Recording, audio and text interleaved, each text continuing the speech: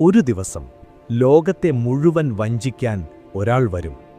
അവൻ സാധാരണ മനുഷ്യനെപ്പോലെ തന്നെ നടക്കും, സംസാരിക്കും, ആളുകളെ സഹായിക്കുന്നവനായി നടിക്കും.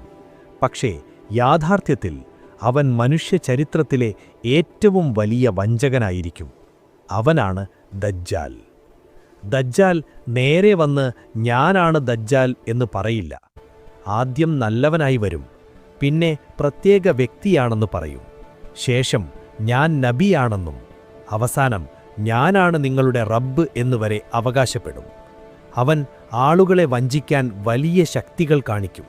മഴ, ഭക്ഷണം, സമ്പത്ത്, അത്ഭുതങ്ങൾ. ജനങ്ങൾ ചിന്തിക്കും, ഇവനോട് ശക്തിയുണ്ട്, എന്നാൽ ഇവൻ സത്യമായിരിക്കണം. പക്ഷേ അതാണ് ഏറ്റവും വലിയ വഞ്ചന. നബി സല്ലല്ലാഹു അലൈഹി വസല്ലം നമ്മെ ഇതിനെക്കുറിച്ച് മുന്നറിയിപ്പ് നൽകി. ദജ്ജാലിനെക്കുറിച്ച്